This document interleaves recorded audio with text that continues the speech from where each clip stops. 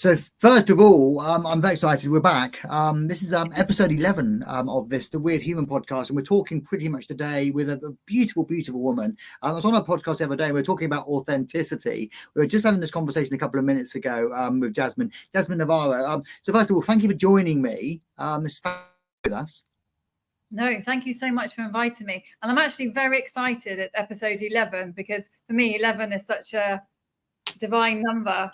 It's well planned, you see. We plan these things. That's the most important thing. And so for those of you who are not familiar with what we're doing here, we basically ask our guests 6 really cool questions. And then there is a 7th question that comes from my previous guest. We have told Jasmine what the 6 questions are. We haven't told her what the 7th question is, as per usual, in the kind of format. So we'll just ask the questions. Of course, I love your questions. I know Jasmine loves your questions. Please kind of, follow us in this space as well. I was just telling Jasmine, very, very proud. 2.8 million kind of views of our programs over the last month, which is amazing.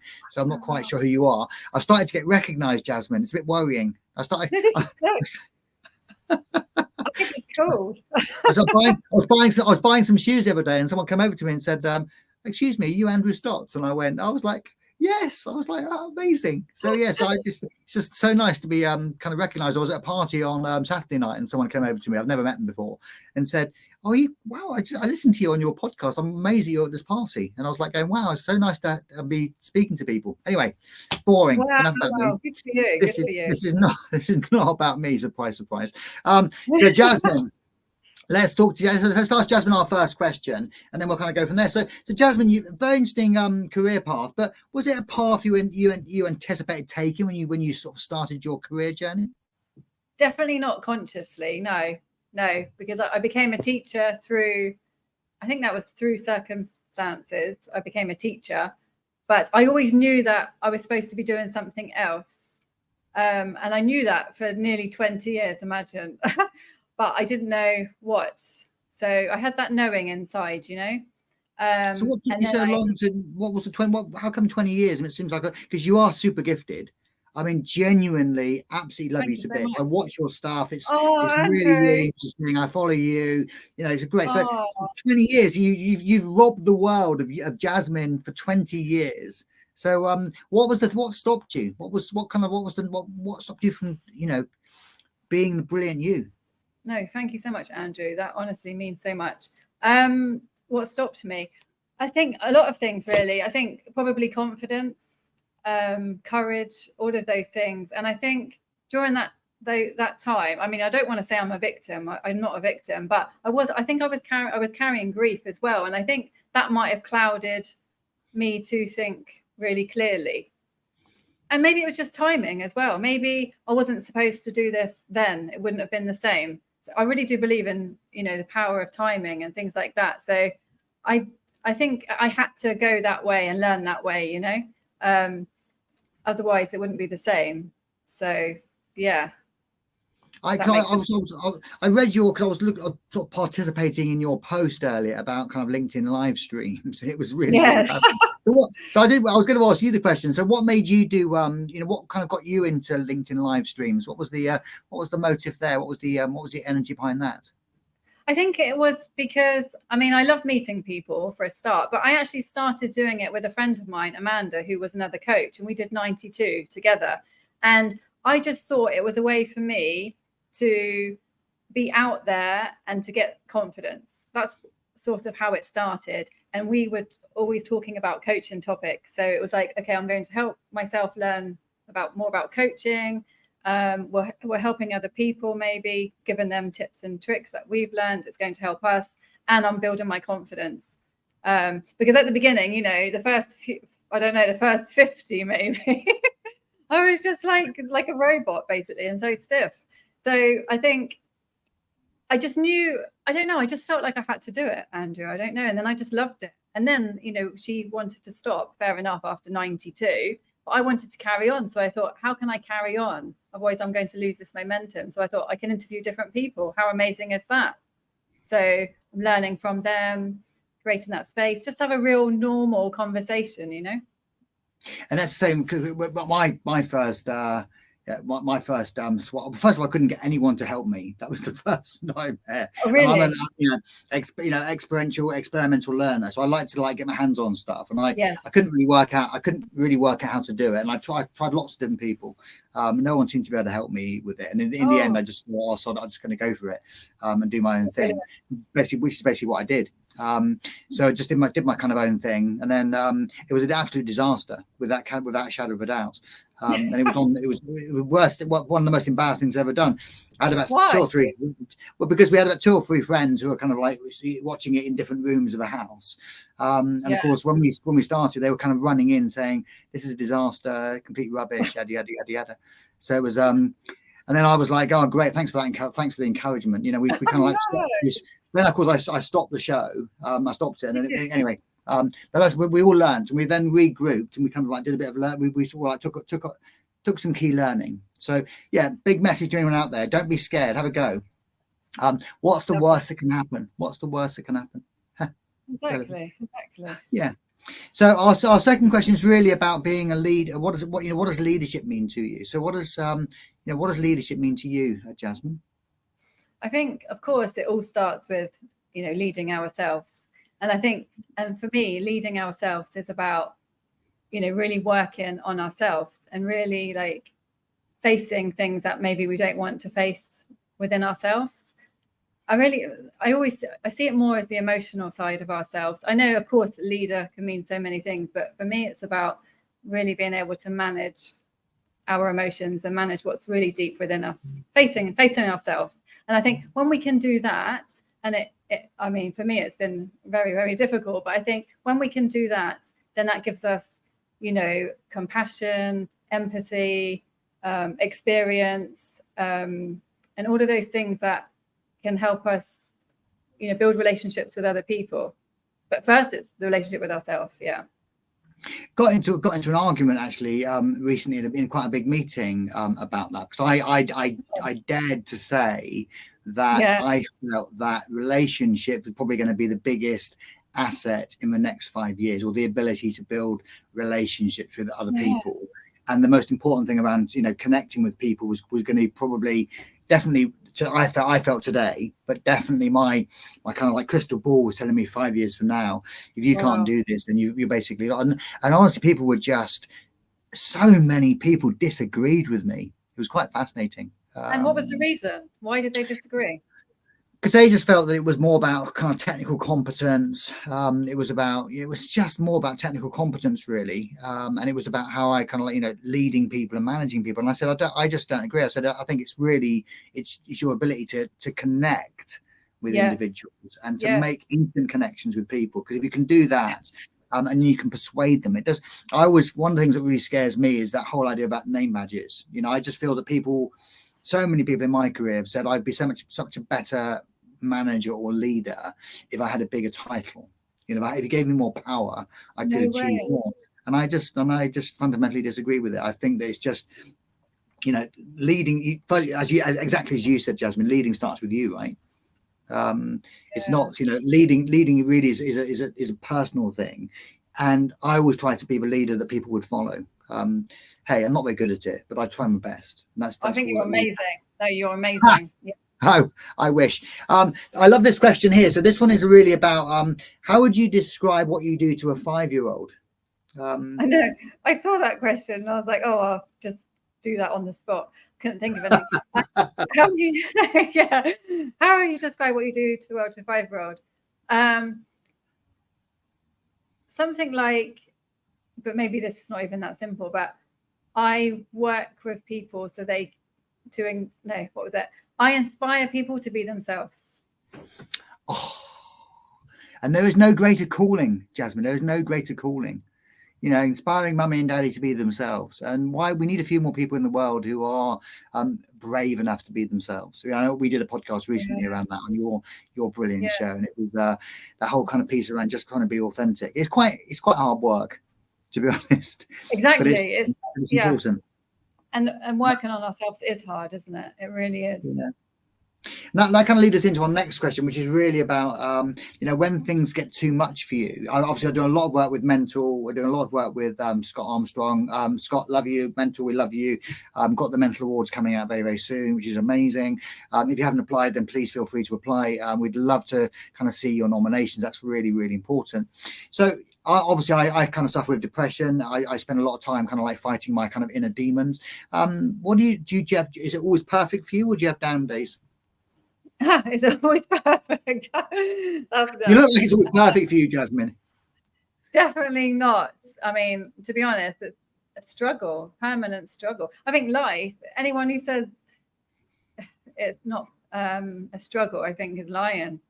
I don't know, that might sound really negative, but no, I mean, there's so many things I have to do in order to be okay, like, the exercising, the eating well, the meeting friends, the having the conversation, the dealing with my emotions, all of these things, maybe therapy, maybe coaching, like so many things just to feel okay, and sorry, what was the question again? What happens when it gets too much? Yeah, when it gets too much, yeah. How do you kind of deal with it when it all gets too much? I mean, how do you kind of cope with it? Yeah, I think I always go back, to like looking after myself. Have I exercised? Have I eaten well? And sleep. The basic, go back to basics, really. And maybe I talk to somebody close to me, or I just stop and say, I can't do anything today. I need to just slow down. I don't need to do a million things that are on my to-do list today. I can't, giving yourself time. I think the most important thing that I'm learning now is being patient with myself, because I always want to do so many things. So, and sometimes, I wear myself out, So it's like, just be patient. It doesn't have to be done right this second, it can be done later. So I think for me, it's giving myself time. The pressure, taking away the pressure, because I think for me, with too much pressure, it doesn't make me creative, and I'm not my best. So I always say to myself, when I feel my best, I do my best. So to feel my best, I need to, the exercise, nutrition, and all of that stuff, which is not always easy. Yeah, and it's about I'm just reflecting on a very interesting conversation with a very kind of senior leader I'm working with at the moment. I was really surprised because he just described me as being super, super creative and having this very kind of really broad vision. And I was actually quite shocked by that. But I think you're right. It does come from spending downtime, right? And I think that, I kind of famously, much to my wife's annoyance, I sort of sleep about 10 hours a day, which I think is really important. And I start shaking, by about 9 o'clock at night. I'm not very much of a party animal, but about 9 p.m. I start shaking if I can't go to bed. I've got I like my little routines. I get up early, but I like my routines. Exactly. And I think that's the thing. It's knowing what works for you, and you don't have to listen to other people. People quite often give you advice, but it's not about listening to them, is it? It's about really listening to yourself again. What works for us, and what might sound crazy to other people, but actually this works for me. So I have to do it. Yeah, so just being, I agree. It's just being that, raising your self-awareness, and actually then starting to think about how you self-manage. And I think those are really important tips. And I know the sorts of things that start to trigger me. I'm a huge believer in that kind of recognizing my stimulus when I'm being stimulated by other people. I was chatting to this actually a brilliant woman called Nicole a few minutes ago. I was chatting to her, just a really good friend of mine, a brilliant coach as well. And she was saying that, too often I got trolled. I got trolled in LinkedIn actually a couple of days ago. Yeah, it's quite interesting. They were criticizing my stance on care and kindness, and saying that I was pathetic, putting such a focus on kind and caring. It was quite interesting, right? So, but I thought, no, I'm not going to do that. I'm not going to rise to it. All I went in was I did my typical kind of like super kill them with kindness, kill them with care, hit them with 17 red hearts, and sort of like shut them up. That's what I did.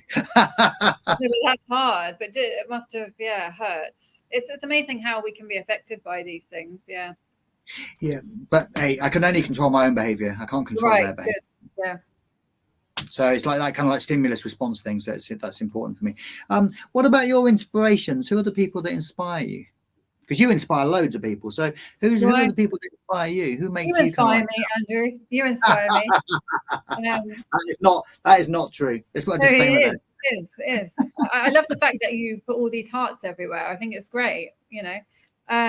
Simple things, I think, really work. So who inspires me? It's people who you do inspire. It's people who have the courage to be themselves and to, you know, have a different opinion in a crowded room where everybody's thinking the same thing, but you're going to stand up and say something different because that's what you believe in. You know, I can't think of like one person in particular, but it's people like that who don't really follow the crowd. I like people who do something different and people who have done things by themselves, you know, not just by themselves, but I mean, things weren't given to them. They had to work really hard for it. Things like that. People who've overcome really big challenges. And I'm trying to think of somebody. My mum inspires me. All mums, yeah, definitely. My mum inspires me as well. It's really cool. Does she? I was just thinking, I was just thinking about your comment about the hearts. That does concern me a little bit. I had this. I read there's a British tabloid called The Sun. I'm sure you're familiar with it. And I read The Sun and Telegraph every day. And there was an article in The Sun about an employment tribunal where this lady had basically been trying to. There was a whole litigate. It wasn't just one thing, but one of the areas that she was disappointed with was that he had apparently sent her a red heart as a WhatsApp. And I was just like, when I read it, I had to say my blood ran cold. Why was she disappointed? I don't understand. Well, I think she felt it was like, you know, being a bit, that's a bit, you know, a bit uninvited. But it was weird. So, yeah. So, but I still kind of like, even though I did read the article and that was a few weeks ago now, it hasn't changed my course because I think it's really it's good intention. Yeah. I worry that the world needs more. Yeah, sure. Let me put a question to you because I was talking to someone the other day, which really surprised me because I've probably been saying this for probably 30 years, and I don't know what your thoughts is on this. I don't know how you would take it, but I was speaking to a lady, and she was basically saying that she had a really bad cold, and I said to her, you know, you got to be careful, you know, all the kissing. She just got married, and I said to her, you know, I told you about the kissing, right? You know, and honestly, I've never ever in the 30 years of saying that to people, because I often say that when someone's, you know, when someone's got a cold, I say, well, I told you about the kissing, Jasmine, you know, well, you know, if you're going around kissing people, you're going to get you're going to get colds. Honestly, most people just seem to think it's pretty cool. This person, you know, Western as well, really was offended. So I think there's definitely, I won't say that again. I've said it now. With the last time I ever said it. No, really? So all the times that it's been okay compared to minus 1%, and then you're going to go with that? Yeah, I was kind of mindful that I always lead with respect. Yeah, so I always think I try and lead with respect. So I wouldn't do anything that was disrespectful. But I just felt that maybe that was definitely made me think about it because I don't know whether it's appropriate. You know, it's weird. I think I know what you mean with sense of humor. I mean, for me, sense of humor is just the thing that actually gets me through it. When you said, actually, that's something else to add on the list. What happens when it gets too much? Do something funny, have a laugh, you know, break the ice. Life can be, you can take things too seriously sometimes. Yeah. So that's a hard one, but yeah, I don't know what to say about that, but I would have laughed but I think that's how we connect as well, isn't it? By sharing a joke, but some people don't. Because I'm also a big believer in like kind of remembering. So I kind of remember that she's just been on honeymoon, you know, just being kind of like celebrating the wedding and stuff like that. So it was kind of like, it was, I don't know, it was a weird one. Maybe something happened. It wasn't about you. It triggered something. Yeah. Yeah, maybe it was just something. Maybe they're just kind of projecting on me. Very, very topical. Generation Alpha. So if you're not, I'm not sure, I'm pretty sure you are familiar, but maybe people who are listening aren't so familiar with Generation Alpha. Generation Alpha 2010, 2024. So we're just coming to the end of Generation Alpha now. So they're, you know, maximum age of about sort of 13 as we're speaking. So tips for Generation Alpha. What kind of advice would you offer that young lady or that young man? You know, this sounds really simple and I don't know, but like, be patient with yourself, be kind to yourself, be patient with yourself, Don't try to be perfect. Don't put too much pressure on yourself. I mean, it's all simple stuff, but I might say it to them, and they might be like, they're not really going to listen, maybe. But that's what I would say, things like that. It doesn't have to be, you don't have to do everything now. Like, relax, have fun, enjoy your life. But I remember people saying that to me when I was younger. And me. yeah. And the thing is, it doesn't always mean anything, does it, until you're ready to sort of hear it. But they're the things that I would say. Or maybe it'll be more like, maybe not saying things, but maybe asking them questions, maybe, so they can think, like, what do you love about your life? What do you love doing? Maybe I'd ask them questions instead, because then it's coming from them, so they might really take note and remember it more. Good answer. Very good answer. This is my favorite question. My next question is my favorite question. It's the mystery question. It was given by a professor, actually. This question, and he's a very famous professor, actually, very famous professor. And he was he wanted to know from my next guest. He said, if he could give you any superpower, what would your superpower be? Professor Doug, I know he's going to give you a question. I'm going to give you a superpower. I can sprinkle it. I can sort of bless you with the power. What would it be? Oh, wow. What would it be? That is such a good question. Because, 1 minute I think, live forever. But it's like, no, I wouldn't want to live forever on my own. So no, not that. What would it be? Not to feel pain. Oh, that's nice. Why not feel pain? That seems like how would that help you? How would that superpower help you? I'm curious about that. It probably wouldn't, because you need to feel both, don't you? You need to. If you don't feel pain, then you probably wouldn't know when you're feeling joy. Maybe, I don't know. Or not to be scared of anything, or maybe not to worry. Oh gosh. Not to worry. No. I want that superpower, Jasmine. You can't have that superpower. You can't have that should be mine. I'm not worrying. That should be my superpower. Yeah. That's it. Not to worry. So what would you like to ask us? We've got another. Obviously, having my next guest coming up. So I'd love to know kind of what question would you like to ask that individual? What question would you like to ask? It's a lady. I can give you that much information. Okay. What would you can ask? You can ask anything in the whole world. Be quite challenging. She's a very smart woman, actually. This woman. So you can ask her anything you want. I'd love to kind of know what would you like to ask her. What's the most important thing to her in her life? Oh, okay. And nice. How often does she? It's kind of two questions. But what's the most important thing? And how does she connect with, like, how often does she connect with that? Oh, that's a great question. So what's the most important thing in her life, and how often does she connect with it? That is a great personal thing. Yeah. That is an amazing question. Is it? Jasmine, that's a really, really good question. I'm looking forward to asking that question. Superb. Hey, guys, we've run out of time. It's amazing to spend time with Jasmine. Guys, if you want Jasmine, obviously certified brilliant well-being expert. Absolutely love her to bits. She's really good, good friend of mine. Really helps me out. Really kind of listens to me. Always been very, very supportive as well. So I would strongly encourage you to kind of reach out to her. You can of course ask us questions. You can DM us in the chat here. Ping us a message. I absolutely promise you we're always going to be available. We'll definitely come back and kind of respond to any questions you've got. Thank you ever so much for listening. I can't tell you how grateful I am that you're listening. That's my mum, because I think my mum's the only one who listens to the show. I think you probably know that's probably not. My wife listens occasionally as well, but she gets bored. She has me at home as well. Anyway, on that kind of bombshell, thank you for listening. We will speak to you very, very soon. Take care, beautiful people. Thank you, Andrew. Stay as you are. Stay as you are. Cheers. Bye.